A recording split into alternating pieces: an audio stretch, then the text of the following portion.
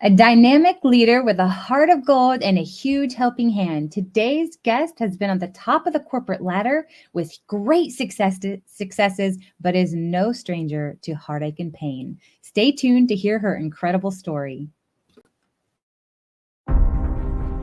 What superhero do you relate to most? I'm so curious.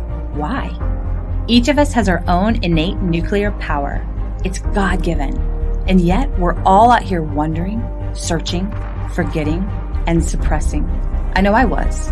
It's okay, no judgments here. But I am going to get real. As a life and career coach, it's kind of my job. And you chose the show, so no one is forcing you. But the force is real. And the question I really want to ask is, what's your superpower? I'm Sharon Davenport. I've been called a real-life Wonder Woman. This show is designed to activate you alongside other superheroes. It's time that you arise, put your cape on, and fly.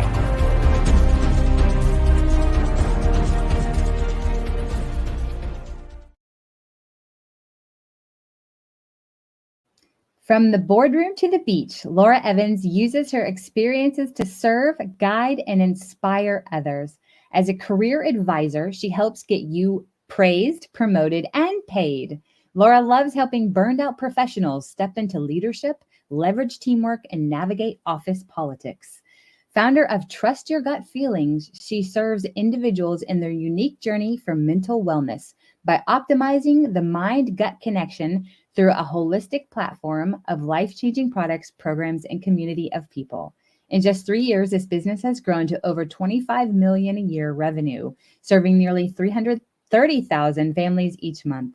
Laura uses the profits of her business to support the Willow Field Foundation, which provides mental health therapy scholarships. Welcome, Laura. We're delighted to have you here with us today. Thank you, Sharon. It's an honor for me to be here. Thank you so much. Oh, absolutely. I just adore you. And I'm sure that our listeners and our friends listening will too.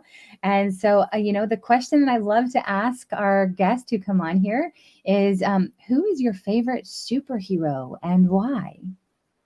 Well, I grew up watching Wonder Woman and Batman. So I really sort of feel like my favorite superhero is a combination between the two. Oh. I loved all the animation of the pow pow in the Batman series. If any of you guys are in my age group or remember growing up watching that. And I just loved the empowerment of Wonder Woman that I felt like, it wasn't just a man that could be a superhero, that a woman could be a superhero too. So that would have to be my answer. I love it. I love the combination of them as well. And it's kind of funny. I, of course, love Wonder Woman. My husband is a huge Batman fan. So it's fun that you put them together. And yeah, it's like pow, kapow, all the fun. Bam, wham, all of those. So fun. So what would you say is your unique superpower and how do you use it in your day to day? Well, my unique superpower, I would say, is clearing a path. And whether it is clearing a path on the journey that we had as a family, or whether is clearing a path as I help people in their career and help develop businesses, or help somebody solve maybe some health issues that they're having, I just love to clear a path. And I also find, and people tell me that I'm able to appear and remain calm in a storm. And that helps them feel more calm and more confident. Sometimes on the inside, I don't always feel calm, but people tell me that. And so I believe that people around you really know you well and can sometimes speak life or speak things over you that you're not aware of yourself. So people tell me that. I would have to agree with them just in getting to know you. And, you and I have gotten to talk on some deep levels about some different things. And it has been an honor and a joy to have those conversations. And you have this calmness about you that translates to those that you're connecting with. And so I would have to definitely agree with people who say that too. That's definitely a superpower of yours. So I love it. Thank you. So I would love for our friends listening to be able to get to know you a little bit more, to be able to hear some of your story, because it is a powerful and dynamic personal story. And if you don't mind sharing about your personal story and about how you came to be connected with the Willow Field Foundation. Sure. So, as you mentioned in the intro, my background is being an executive. I was executive for some very major brands and even president for billion-dollar brands. So, I have to say that my career was a priority for me. And I felt like that was the way it was supposed to be because I was providing for our family through my Right. career. And I got to a place in life where I just felt really strongly convicted Mm, that I was out of balance in my priorities. And my children were growing up so fast. I'm a blessed mom of 4 children. And I just saw these milestones in their life flying by that I mm, was missing and missing and missing. And so I listened to that conviction of that I needed better balance. And I took a step in obedience to that of walking away from my career in a prime time of my career. wow. But I just trusted and believed, and I'm very faith based, and I trusted and Mhm. believed that God had a better, bigger plan for me, That's and I right. was just going to follow. And I knew my family was something that He had given to me, and that that was absolutely a priority and should be a priority in my life.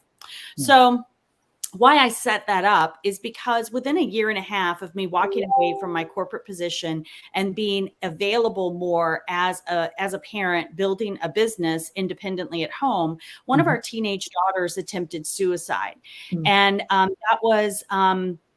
that hurts, and her hurt mm, a lot, and not being able to figure out how to resolve it, and then thrown into what do we do, how do we help her, who do we go to, where do we mhm. go to. And we went through this journey as a family, and thankfully I will shortcut it real quickly to say this daughter's doing super well. She is at a university, she's studying to be a plant biologist, and Oh, she is doing really, really well. But it was her journey of healing around having been sexually abused and trafficked. And that's mm. right. We lived in a normal neighborhood, and these things happen in normal neighborhoods. This is Wow. not just something that somebody's kidnapped, or what you may see.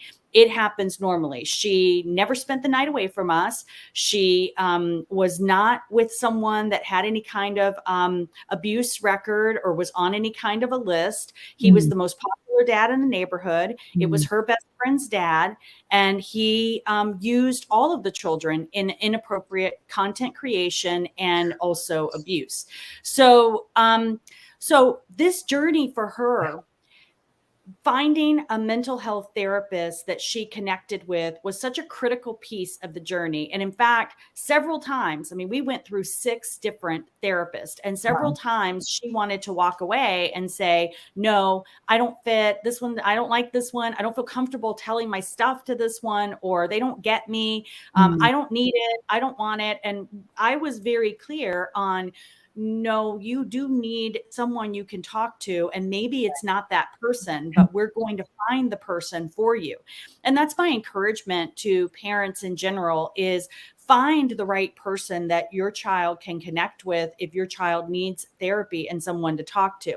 yeah. So we sat down, we picked out someone, and long story short, they created a great relationship. And my daughter's story of what she had been through, and she did prosecute her abusers. Every survivor's journey is different. Her choice Wow. was to prosecute in order to save other children that were at home.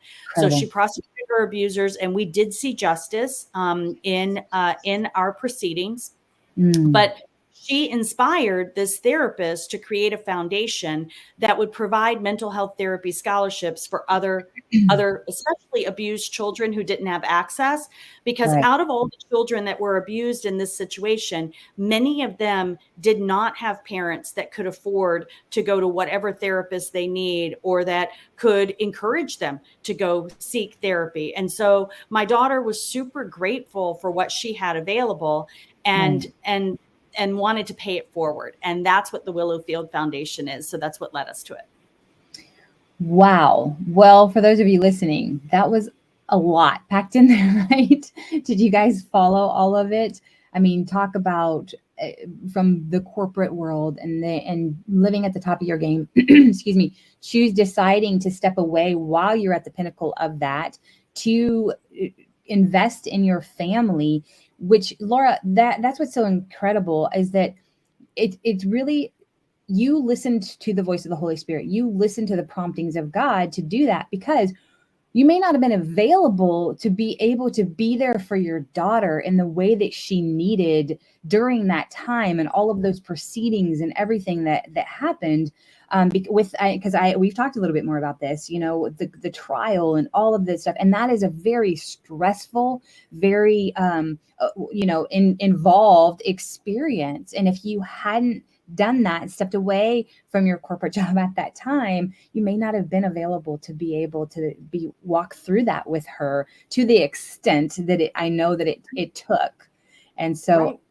I commend you in doing that and just in listening. So guys, those of you that are listening, if you are feeling like that you need to step away from something that you're involved with right now, or that you need to step into something that's calling you, don't hesitate. Take that next step. Take that action, because that's God. He's showing you, and you'll quickly learn, probably whether that was the right decision or not.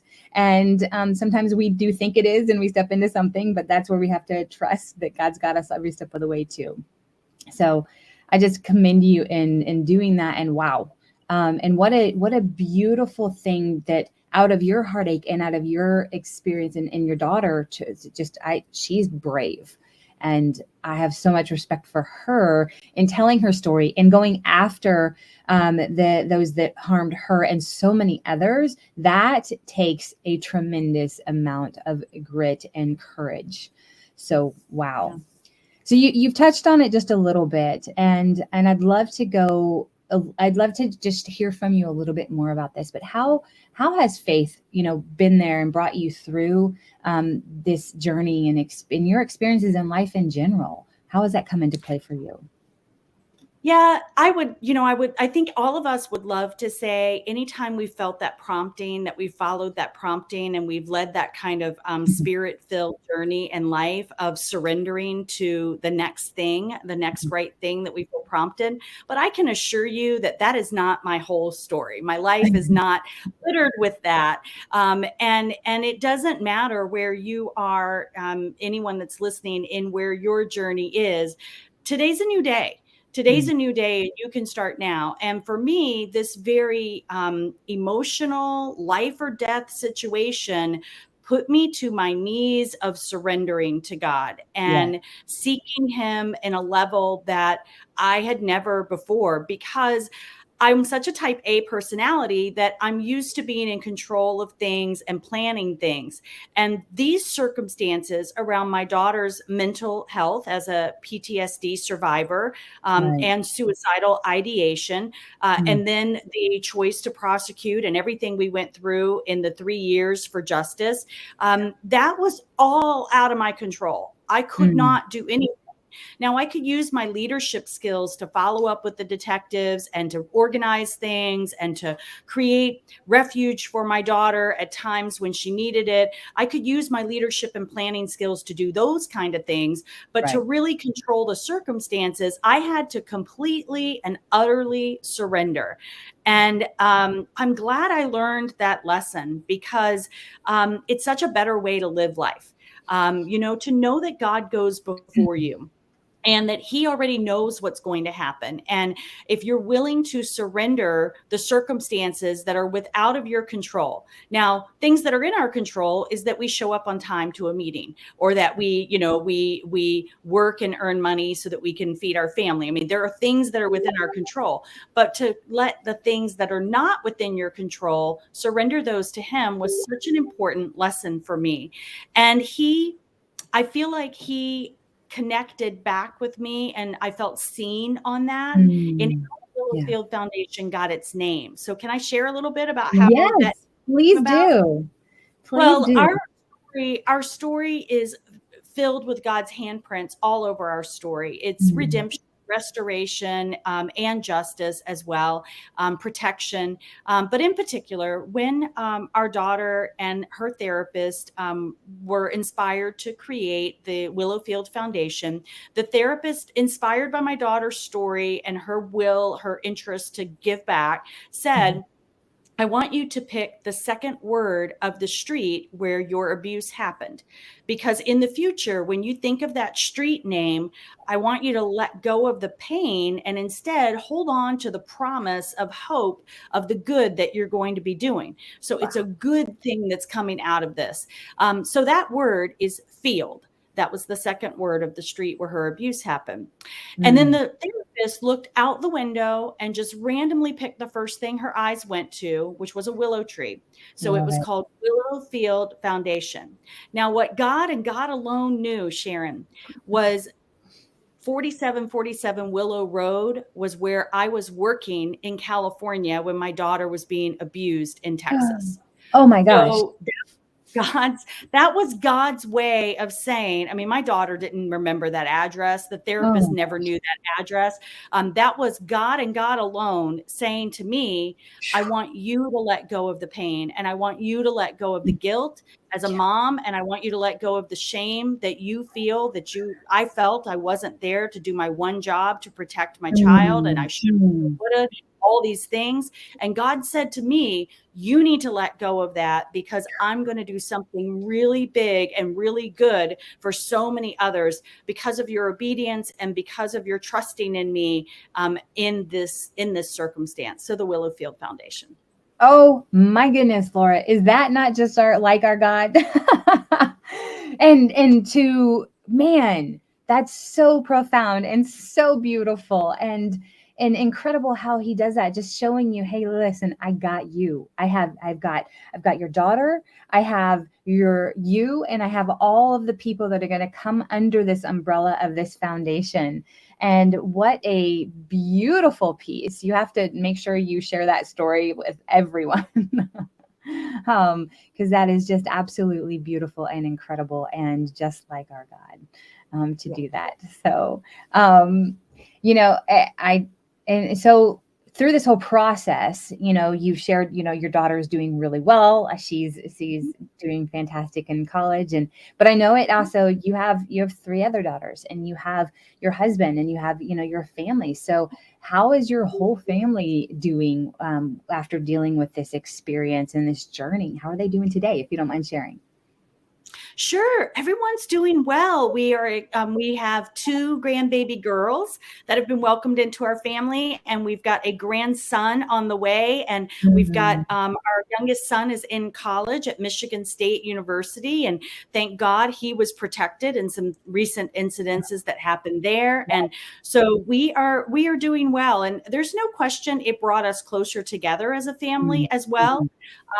And we are all very passionate about this foundation. And we all contribute on birthdays, on holidays, all the kind of things. We are telling people, don't give us gifts, send money to the Willowfield Foundation, because we just want to be able to see it reach more people. I love that.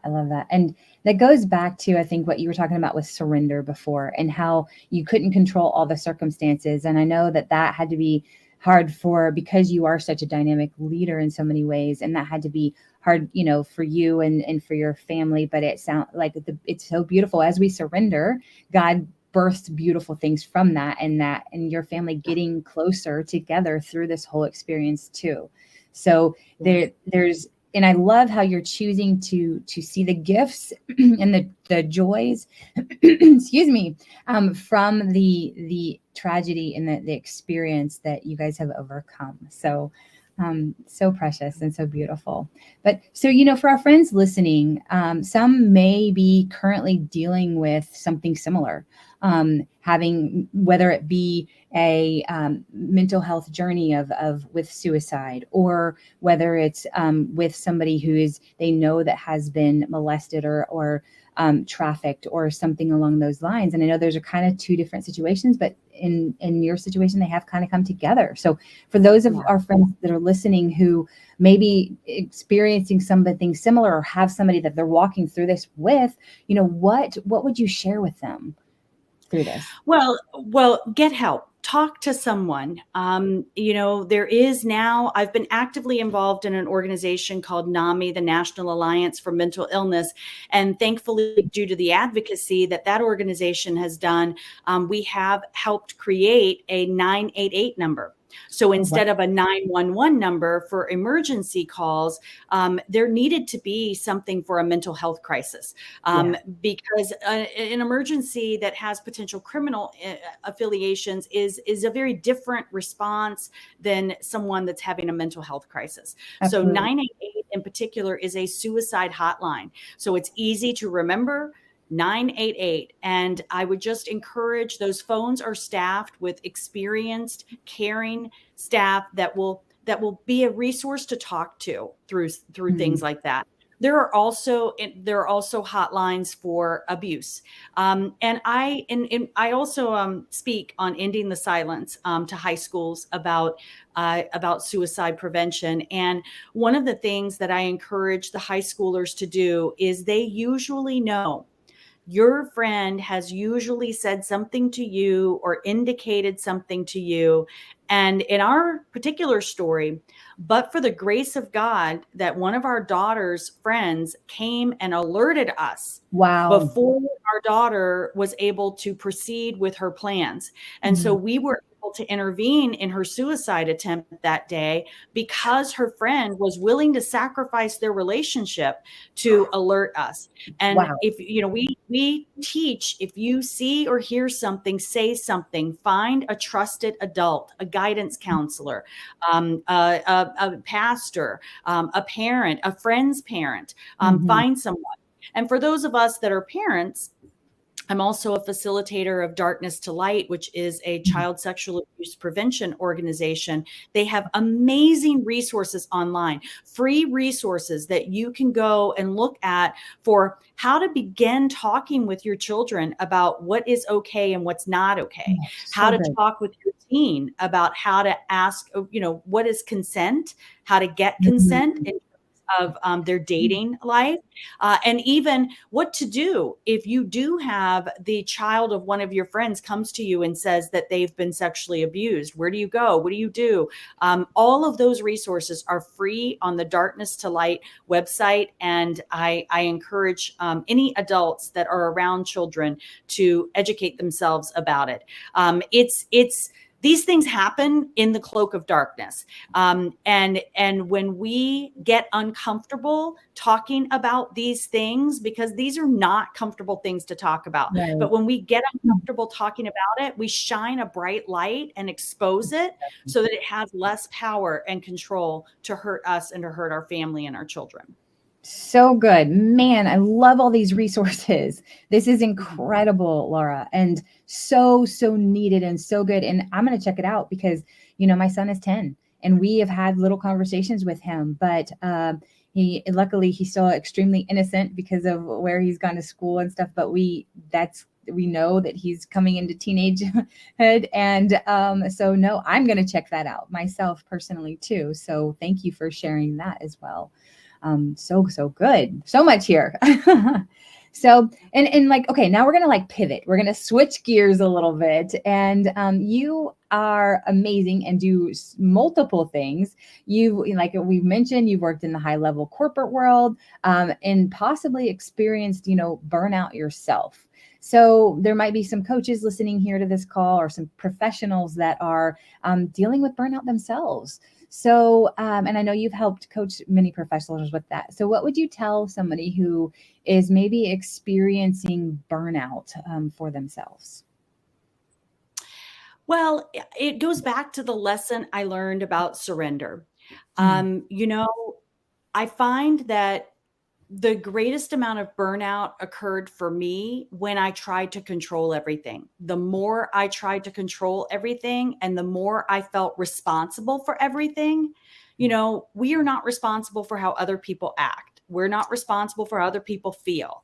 The more I learned that I'm not responsible for everything, Mhm. and that I don't control everything, then Right. it was freeing for me to be able to let things roll off of me. Pastor Joel Osteen has a saying that I love. I think it's it might be from Psalms 45:7. I'll have to get the verse specific, but he talks about the oil of joy, that the Lord gives us the oil of Mhm. joy. And so when we're covered in the oil of joy, everything else is like nonstick, like it Mhm. rubs off, That's good. drops off of us. It rolls off of us like water rolls, off of us. So I try to remember that I'm covered in the joy of oil from the Lord, and I'm not going to let things stick to me. I'm going to let them bounce off me, because what people think, what people say, what people do is not my responsibility. All I Mhm. can control and be responsible for is my relationship with the Lord and my seeking Him and my surrender to Him, and what I can do. And so that has helped me not be as burnout as I used to be. And that Mhm. would be, I definitely have stepped away from that life. I live a much better life at the beach, relaxed, control my own schedule, set my own time and my hours, travel where I want to travel, when I want to travel. So it's definitely the opposite of what I was doing before. I love that. And, so true about when we try to control is when things get more out of control. Right. And I recently was on a retreat to Costa Rica with an amazing group of women. And we were able to worship, praise and worship on the beach. We were able to, we rode ATVs. We learned to surf. It was such an incredible time. And then we had time to relax, time to worship, like I said, worship, and then also to journal and to think, and then time together to go deeper with one another. And everybody had a breakthrough. But one of the things that was really hard at first, but such a relief, was that the incredible Tamara Andress was the one. She put the retreat on, and she actually said, and we were like, okay, what's our schedule? She's like, you're gonna know when to show up and what to wear, and I'll tell you before. We had to know schedule. Like, we couldn't control anything. We were completely out of control. It was the most incredible retreat I have ever been on because we had no control. She would say, tomorrow, show up. You need to be ready at 8 o'clock, and you need to be wearing sporty beach wear, or Mhm. whatever. And it was, so when we give up control, when we let it go, I had so much more relaxation, rejuvenation, freedom. And she said, you can't bring your phones. That was another thing. And so we truly had to, and were able to unplug. And man, I did not want to come home. I bet. Yeah. Yeah. So that Yeah. surrender, that was the closest thing to in a long time to have, of like being able to completely surrender, as in a physical sense. And it was such a joy, and there was so much Yeah. peace. And so that is, I think, a physical story of talking about what happens when we Yeah. surrender to God and we allow Him to be in control, and we're not trying to control everything. So Yes. so beautiful. So we're getting ready, as we're wrapping up here, Laura. Is there anything else that you would like to share with our friends listening before we say adieu for the day? Well, I would like to say, just on what you were sharing and us talking about surrendering and overcoming, or how to prevent burnout. I've Mm, also made it a practice to find one day, mm, one day as a Sabbath, and that was God's direction to us. And it right. doesn't have to be the same day every week, Mm, but find the day that I know. For me, I have a day in my calendar that I do my best. Now, occasionally travel or things will come up that sure. cause me to have to shift it to a different day, but I really work hard to make sure that it's not shifted to another month or another year. Mm, And just pick a day that you do truly unplug, that you put your phone away, even if it's just for, from from the time I wake up until, 5 p.m. Even if it's just daylight hours, I'm not going to be connected to my phone. The world will survive without me. And that's what's so freeing about it, is when we're constantly connected, we feel like the weight of the world is on our shoulders. And I would just encourage you, there's only one you. You're irreplaceably you, and you're called here for a purpose and for a reason. And the noise of life can get into that calling. So I would just encourage everyone to take good care of yourself, love yourself, make that time for that quiet time for you, that quiet time with your family, that quiet time with the Lord, and seek and ask him, how do you want me to show up in this season in my life? What is it that you want from me? And he will reveal that to you. Oh, so good. And just to piggyback on what you're saying there, actually it was last night. I was actually heard a friend talking about how doing a dopamine detox, because our phones actually, when we're checking it constantly, and we have certain apps, it has been scientifically proven that there are certain apps that are created to be addictive, but then also the likes and all of that stuff. And he was talking about like doing a dopamine detox of putting your phone and trying away and trying not to look at it. Sometimes it might be only half an hour, but then try to stretch that to an hour, then trying to do that for a couple hours and see how long you can go without a screen, the computer or the phone, and see how much more time is extended, and do that dopamine detox. And like you're saying, that one day, maybe that be your day to do a dopamine detox. It says he was talking about how it's proven you're more productive. You actually are less stressed. There's so much to that with doing a dopamine detox, and exactly what you're saying. So that's incredible. And, we were out of power here for 35 hours recently with some storms that came through. I felt like the days lasted forever because I still had my phone, but I really actually took that time just coming back from Costa Rica to not go to my phone and not to do that. And it was so refreshing. I had more conversations with family members. The neighbors were out talking. We connected. It was this incredible thing. And I was like, and we had, the weather was okay outside. It got a little chilly. We did a fire, but it was a beautiful thing. So exactly what you're saying, it's priceless to take those moments and remember what it's like to slow down and to unplug and detox a little bit. So, so good. Thank you so much, Laura. I love your passion. I love your wisdom. Thank you for sharing it with all of us. And guys, you can support the Willowfield Foundation by visiting their website, thewillowfieldfoundation.org. And also remember the number 988 if you have somebody with mental health issues or that is struggling there. As always, those of you, my friends listening, thank you for joining us today. And hey, listen, if this podcast brought you value or impacted you in a positive way, please like, comment, and subscribe, and share it with a friend that could benefit from it too. Thanks again, and we'll be back with our next amazing modern day superhero in approximately 2 weeks or so. Until then, and as always, go use your unique superpower to change someone's life for the better today. Thank you again, Laura, and bye for now.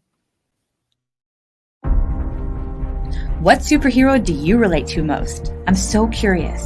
Why? Each of us has our own innate nuclear power. It's God-given. And yet we're all out here wondering, searching, forgetting, and suppressing. I know I was. It's okay. No judgments here. But I am going to get real. As a life and career coach, it's kind of my job. And you chose the show, so no one is forcing you. But the force is real. And the question I really want to ask is, what's your superpower?